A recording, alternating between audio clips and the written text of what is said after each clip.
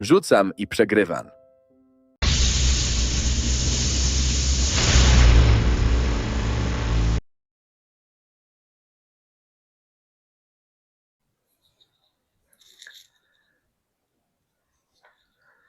Cześć, witajcie na kanale Rzucam i Przegrywam. Dzisiaj przygotowałem dla Was skrót zasad do gry skirmiszowej Cyberpunk Red Combat Zone. No, mam nadzieję, że to nie będzie kolejna nudna instrukcja.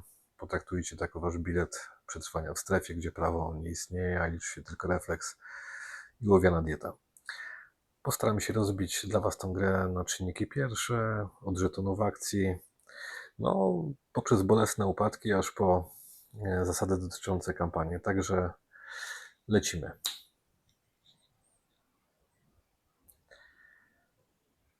Sercem gry Cyberpunk jest system React, który wiąże statystyki postaci z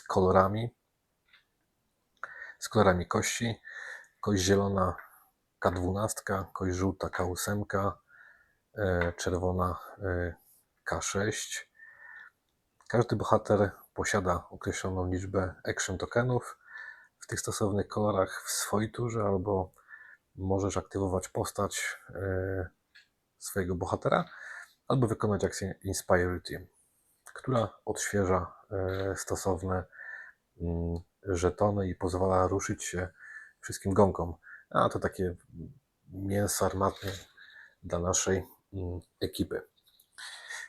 Jak to mniej więcej wygląda? Wykorzystując akcję, odwracamy ją stroną nieaktywną. Jeżeli faktycznie możemy oczywiście wykonać jedną akcję i wtedy kontrola przechodzi automatycznie na przeciwnika. Żeby pokazać Wam na przykładzie aktywacji, załóżmy, że scenariusz mówi, że mam kontrol ekipą Santo Domingo jako pierwszy. Ruszam się mainem, mogę się ruszyć zgodnie z limiterem do żółtego dystansu. Załóżmy gdzieś tutaj. No i mogę wykonać kolejne akcje. Mogę strzelić, mogę zrobić różne rzeczy, które akcje poszczególne będę omawiał za chwilę, ale mogę też faktycznie oddać kontrolę przeciwnikowi, który wtedy zacznie działać. System jest prosty, ale na pewno nie jest prostacki. Tutaj diabeł tkwi w szczegółach, jeżeli chodzi o kontrolę nad stołem, jak i nad wykorzystaniem specjalnych zdolności postaci, ich ekwipunku, który możemy również wykupić w ramach budowania rozpiski, czy nawet zdobyć jakiś ciekawy, losowy loot, który otrzymujemy po ograbieniu, że tak powiem, modelu, który jest out of action, który, że tak powiem, zszedł już, albo nawet faktycznie zdobycia stosownego giru, który był dołączony do takiej postaci. Jakie mamy podstawowe akcje w systemie? Mamy 6 podstawowych akcji. Pierwsza to jest ruch, druga to jest kolejna to jest strzał, walka wręcz, leczenie, możliwość usuwania hacket tokenów. Nie pamiętam, jak teraz dokładnie ta akcja się nazywała. I mamy oczywiście również rozkaz command, który pozwala nam przejąć kontrolę nad kolejnym naszym modelem, co jest istotne w sytuacji kontroli stołu i kontroli inicjatywy. Ruch wykonujemy tą ciekawą miarką, tym limiterem. Dla mnie jest to bardzo ciekawa sytuacja, że to jest powiązane akcje z kośćmi. To faktycznie daje taki typowo vibe, że jeżeli postać jest w jakiś sposób gdzieś mocno już ograniczona przez liczbę ran, jaką otrzymała, bo przy otrzymywaniu faktycznie ran bronimy się przeciwstawnie na danej kości. Jeżeli nam ten test oczywiście się nie powiedzie, musimy zastąpić tą akcję stosownym żetonem. Generalnie jeżeli main teraz by się bronił i broniłby się na zielonej kości, zielony token musimy zastąpić czerwonym, a co za tym idzie, w tym momencie już jego ruch na tej akcji staje się ograniczony, tak samo jak i możliwości wykonania ataku, strzału, wykonania jakichkolwiek innych testów. Oczywiście zwiększy nam się szansa powodzenia, biorąc pod uwagę prawdopodobieństwo wyrzucenia krytyka na 12 czy na 6.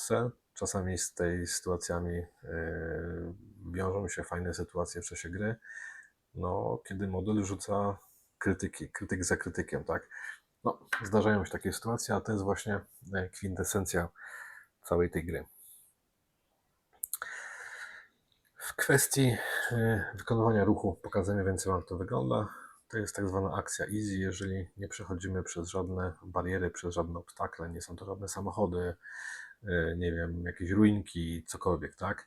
Wszystko z innego, jak chcielibyśmy przeprowadzić ruch, wymaga już wykonania testu refleksu, czyli wprost mówiąc, tam model wykonuje parkour, przeskakuje po masce samochodu i tak dalej, i tak dalej.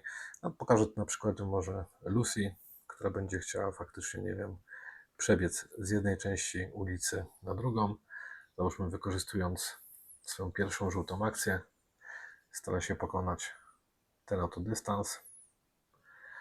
Musi faktycznie pokonać tą przeszkodę.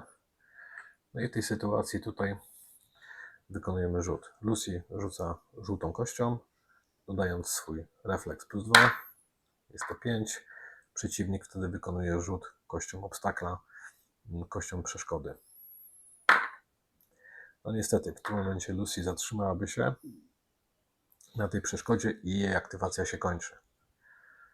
To jest bardzo interesujące, że na wszystkie testy związane choćby nawet, nie wiem, z jakimiś akcjami takimi jak Command, gdzie na przykład main starałby się na przykład aktywować Lucy, stopień trudności jest po prostu rzut kością 10-ścienną. W innych przypadkach, jeżeli próbujemy w jakiś sposób aktywować jakieś zdolności, wpłynąć na modele przeciwnika, to w większości przypadków będzie to żeton wybierany przez przeciwnika i będzie to rzut stricte przeciwstawny. Skakanie pomiędzy szczelinami, no i zasady grawitacji w tym systemie, tak? To jest bardzo ciekawe rozwiązane. Generalnie system stara się wymóc też na nas, abyśmy budowali te tereny dosyć wielopoziomowe, żeby tego covera było bardzo dużo, żeby ciężko było, że tak powiem, wykorzystać ostrzał z jednego. Czyli generalnie zasady mówią o tym, że jeżeli model z jednego końca stołu może faktycznie bez żadnego problemu otworzyć ogień do modelu na drugim końcu stołu, to na pewno źle poustawialiście tereny. Jest coś nie tak. Nie powinno dojść do takiej sytuacji. Modele mogą przeskakiwać nad szczelinami, tak? I tutaj akurat nawiążę do tego rozwiązania kości obstakla, tej 10-ściennej. Mechanika mówi to troszeczkę w inny sposób. Należy zmierzyć faktycznie szczelinę, czyli dystans, jaki model próbuje przeskoczyć, i stopień trudności będzie wyznaczał nam dystans, tak? Czyli jeżeli będziemy starali się przeskoczyć tą szczelinę, która ma 3 cale, czyli jest w zasięgu red, kością obstakla wtedy będzie dla nas czerwona kość, potem faktycznie do 8 cali żółta i do 12 cali zielona. I co z tą nieszczęsną grawitacją? Co jak się nie uda naszemu modelowi pokonać tego dystansu i model spada? De facto, jeżeli model spada z wysokości red, to się nic nie dzieje, tak? Kupa kurzu, bohaterskie, marvelowe, że tak powiem, lądowanie gdzieś na asfalcie. Jeżeli model spadnie z wysokości yellow tudzież green, otrzymuje ranę. Jeżeli model spada z wysokości powyżej 12 cali, to niestety jest out of action i możecie model zastąpić body tokenem. Jak działa system React w praktyce? To jest najważniejsza mechanika defensywna stworzona przez twórców tego systemu. Jest to dosyć specyficzne. Na początku w klubie też troszkę było zamieszania, jak jest z tym Reactem, czy to jest jakiś faktycznie pozostawienie modelu w jakimś Overwatchu. I tak i nie. System React powoduje, że możemy faktycznie reagować naszym modelem, ale tylko w przypadku, jeżeli zostanie zraniony. No, niestety ta rana musi być wbita, żeby postać zareagowała dalej. Warunek jest oczywiście taki, że musi mieć też aktywne swoje tokeny. Jeżeli faktycznie wykorzystała już wszystkie swoje akcje, to niestety nie mam możliwości reakcji.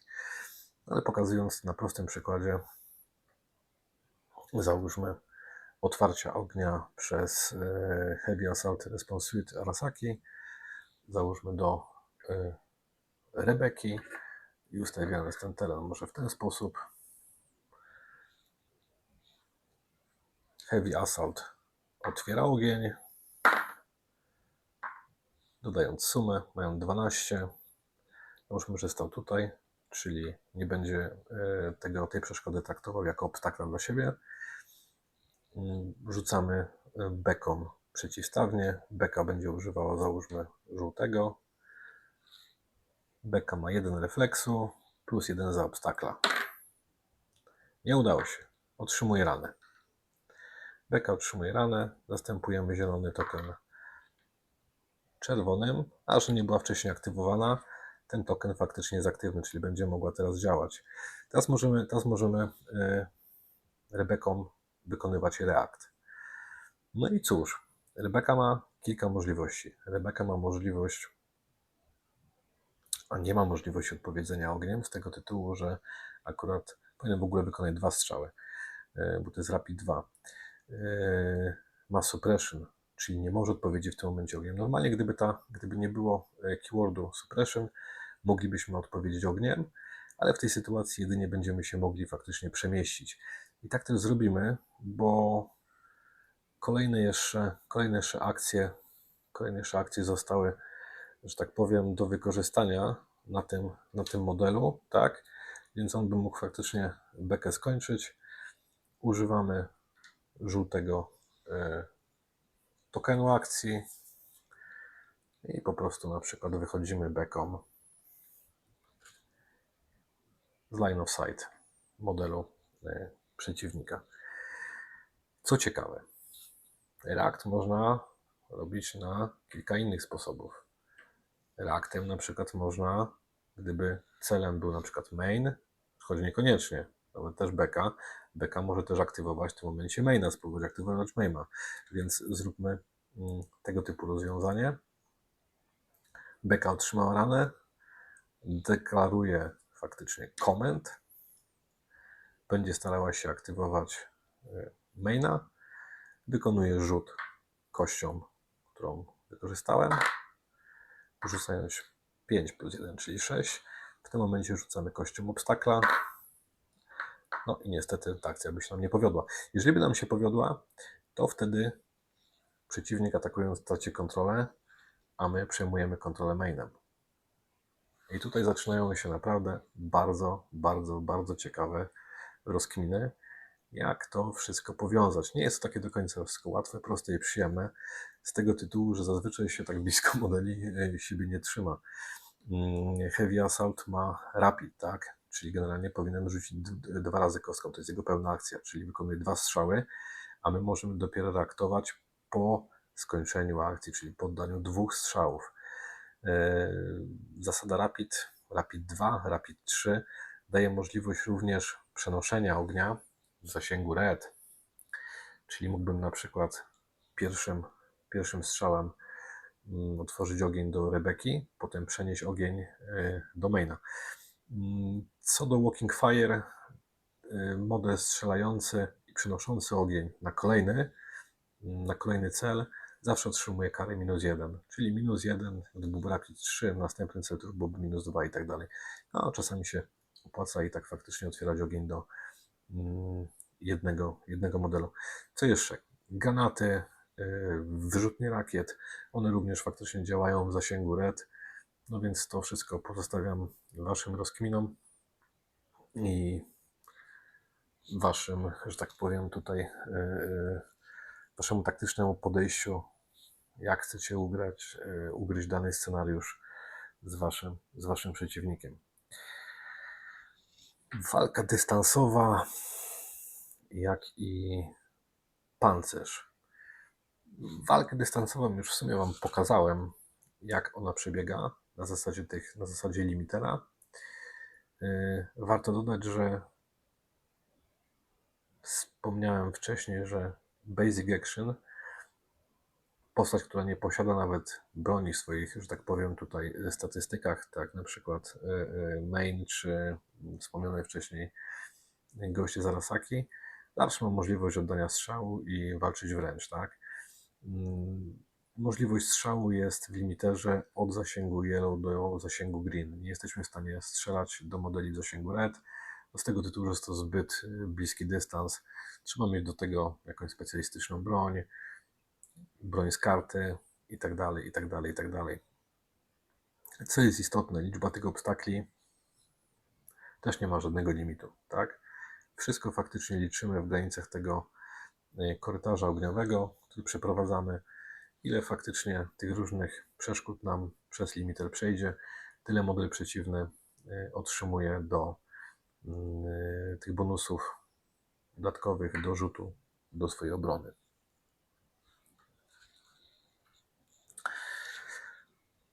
Pancerze.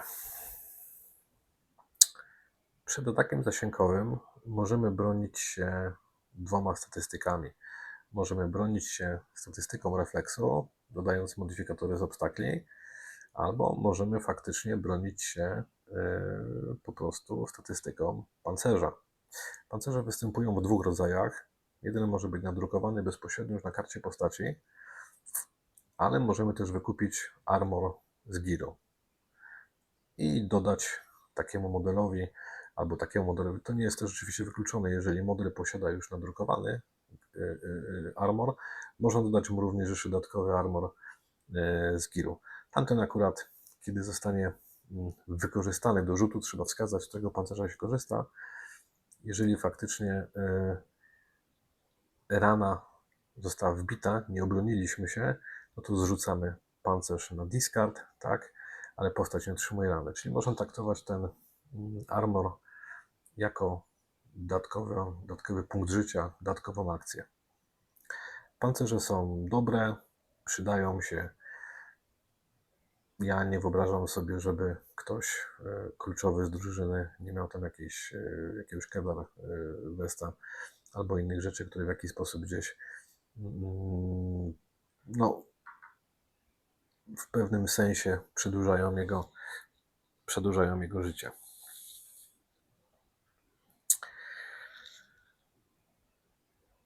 Nie byłoby Cyberpunka bez chyba ostrej wymiany zdań w bliskim dystansie i walki wręcz. Gdy podstawka modeli styka się ze sobą albo są de facto w zasięgu red, następuje walka wręcz, tak? W bójce uczestniczą wszystkie te modele bezpośrednio. Dam to na przykładzie, załóżmy, maina, który będzie atakował Netrunnera Arasaki, jak i Heavy Assaulta. Ten będzie bezpośrednio w Brawlu. Tu mamy taki specjalny limiter do Brawla, to jest istotne. Oczywiście drugi model też będzie mógł być atakiem jego walki wręcz. Co jest istotne? Istotne w walce wręcz jest to, jeżeli walczymy 1 na 1, to każdy z tych modeli może wyjść z tej bijatyki bez żadnych testów. Jeżeli model przeciwnika ma w przewadze dodatkowe modele, to żołnierz Arasaki, żeby mógł wyjść z tego kombatu, będzie musiał wykonać udany test refleksu, test przeciwstawny. Więc to już nie jest takie do końca oczywiste, że mu się faktycznie uda z tego kombatu wyjść, biorąc pod uwagę, że on też mocno bije. To jest uniwersalny model, to jest, jak widzicie, to nie jest lider, ale kosztuje 25 euro, więc jest niezłym wsparciem dla tej sił korporacji. Jak już jesteśmy przy bezpośrednio temacie związanym z walką wręcz, to tak pokrótce na pewno nasuwa Wam się od razu jedna myśl. Co w sytuacji wtedy strzelania do takiej grupy układającej się wariatów z Night City? To jest też bardzo ciekawie i bardzo prosto rozwiązane. Po prostu jeżeli w tej sytuacji Beka chciałaby otworzyć ogień do walczących dwóch sojuszników i jednego korpożołnierza, sytuacja jest o tyle prosta, że wszystkie trzy postacie testują refleks versus strzelectwo oczywiście Rebeki. Ten model, który wyrzuci najmniej, po prostu obrywa. No, jest to dosyć brutalne, ale bardzo ciekawe i też mnóstwo ciekawych i fajnych, to już tak powiem, sytuacji śmiesznych na stole pojawia się z tego tytułu. Cyberpunka nie byłoby chyba, gdyby nie... Znaczy, nie byłoby tej gry, gdyby nie było faktycznie, można powiedzieć, tu akcji hakowania również, tak? Ta gra byłaby w moim przekonaniu całkowicie niekompletna. Nie mam pod ręką akurat karty Netrunnera. Przepraszam, mam, przecież Lucy jest Netrunnerem. Netrunnerów możemy ekwipować w programy, które kosztują mniej więcej podobnie jak Gear, tak? Podobnie się kupuje. Są warte 2, 5, czasami 6 eurobaksów. Netrunner może wyposażyć się, może załadować taką liczbę programów, jaka wartość statystyki tech, czyli Lucy. Możemy dodać Lucy dwa programy. Programy mają również swoje kolory, czyli są podzielone na czerwone, mega poważne już robią rzeczy, dosyć taki ciężki soft, który już mocno krzywdzi, po przejściowe żółte, średnie, jak i łatwe zielone. Co najciekawsze w tym wszystkim, do rzucenia, do aktywacji programu nie jest wymagana akcja. To znaczy, że w ramach swojej akcji, którą wykonujemy, na przykład Lucy, wykonując ruch, możemy za darmo aktywować również program, biorąc pod uwagę oczywiście zasięg programu i tym podobne inne rzeczy. Więc tak naprawdę jest to dodatkowa akcja, traktujemy to jako bonus. Co do samego działania softu i czy on jest mocno krzywdzący, czy faktycznie mocno wpływa na rozgrywkę, tutaj zdania akurat są podzielone, ale w moim przekonaniu warto, są fajne, kombinatorskie i też daje to niezły fan, tak? Biorąc pod uwagę, że możemy nawrzucać faktycznie hacker tokenów, część programów działa na Cybergear, czyli na postacie, które mają faktycznie Cybergear, mogą faktycznie wyłączać te postacie, stanować, więc dużo tu jest keywordów dodatkowych jeszcze związanych z całą mechaniką gry, ale na pewno ma to fajny wpływ, więc na przykładzie Lucy możemy wykonać, jak już powiedziałem, ruch, aktywować program, strzelić i aktywować program. Karty programów są oczywiście dwustronne. Po aktywacji flipujemy je i zazwyczaj odświeżamy je w fazie Inspire Your Team. Inspire Your Team. Sama inspiracja, generalnie możemy grać nawet całą grę jednomodeli. W ogóle system nie ma podziału na tury. To jest też bardzo istotne. Nie ma tur.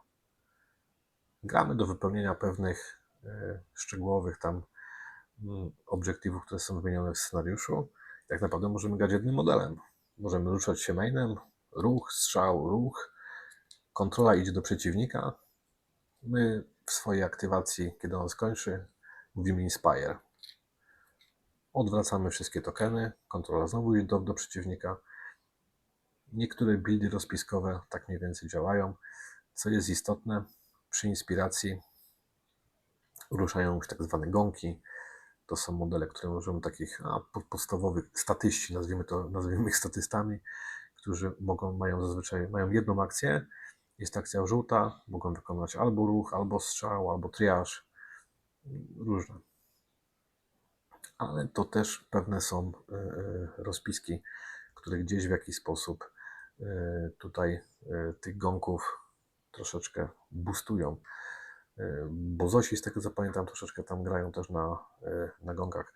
Arasaka ma ciekawy ruling na swoim dyrektorze na Tanace, który za każdym razem, kiedy inspiruje drużynę, czyli odwraca zużyte żetony modeli, wystawia do gry jednego gonka. Czy to zrobiło grę? Grałem kilka razy na Tanace. Wydaje mi się, że chyba raczej nie bardzo. W system możemy grać w pojedyncze gry, jednostrzały, umawiać się na jakiś poziom euro-dolarów i oczywiście tak zwanego street creda, oznaczający, można powiedzieć, famę i wpływy danej ekipy. To ma wpływ oczywiście do tego, jaki będziemy mieli dostęp do jakiego gira, bo gir jest podzielony na gwiazdki, to oznaczony jest w tym systemie jako street cred i z tego wyposażenia możemy korzystać. Tam widzimy faktycznie, aż ten street cred podchodzi aż do wartości chyba, pamiętam, 5. Czyli im więcej street creda, tym więcej tych wszystkich fruktów możemy dobrać. Możemy też dobrać, wyposażyć się w karty weteranów. To są karty podstawowe. Karta weterana oznaczona jest po prostu gwiazdką. Zazwyczaj modyfikuje jakieś statystyki dodatkowe. No i czasami też modyfikuje oczywiście zasady postaci. W kampanii za taką gwiazdkę nie płacimy. W One of Game płacimy za postać z gwiazdką dodatkowe 5 euro-dolarów. Sama kampania też jest bardzo czytelna i przyjemna. Twórcy podeszli do tematu, że zaczynając od jakiegoś poziomu street creda, załóżmy od zera, mamy w swoim HQ wszystkie karty z zerem, po prostu wykorzystujemy je. Nie robimy tu żadnych jakichś rozpisek, jednej na grę i tak dalej, jedną na start na kampanii, tylko możemy modyfikować wszystko w zależności właśnie tego street creda, czyli tej wartości gwiazdek. No oczywiście, jeżeli mamy postać weterana, załóżmy tej wcześniej wspomnianej Becky, jeżeli ona nam zejdzie w jakimś scenariuszu, po prostu zginie, tak, no to wtedy musimy też wykonać stosowne testy. Jeżeli by zginęła, to wykonujemy rzut 2 razy kością sześciościenną. Jeżeli wypadnie nam fumble, no to tracimy tego street creda, stracimy faktycznie gwiazdkę o wartość jedną w dół, co potem na pewno nas boli, tak? Bo zazwyczaj koniec kampanii to jest osiągnięcie pewnego poziomu i wykonanie misji fabularnej, która jest dedykowana dla jednej z tych ekip. Także tak mniej więcej wygląda droga na szczyt, jeżeli chodzi o samą kampanię. Mam nadzieję, że w jakiś sposób przedstawiłem Wam podstawową mechanikę Cyberpunk Combat Zone na podstawie startera Edgerunners. Ja oczywiście też posiadam ten pierwszy starter, w którym byli Tiger Clawsi, jak i Maelstrom. Tam akurat w tamtym starterze były wydane normalne modele. Ten starter był troszeczkę ciut droższy. A tak to mniej więcej te startery się chyba niczym oprócz tego nie różnią, że w poprzednim starterze nie było chyba kart gira uniwersalnych, ale za to były oczywiście też karty obiektywów. Tutaj musicie też pamiętać, że nie otrzymujecie kart obiektywów dla jednej, jak i drugiej ekipy. Musicie je dokupić sobie indywidualnie wraz z modelami. Jeżeli ten krótki film Wam się spodobał, jeżeli przekonałem Was do spróbowania gry w Cyberpunk, to postawcie mi kawkę, a ja ze swojej strony dzisiaj kończę. No i cóż, grajmy!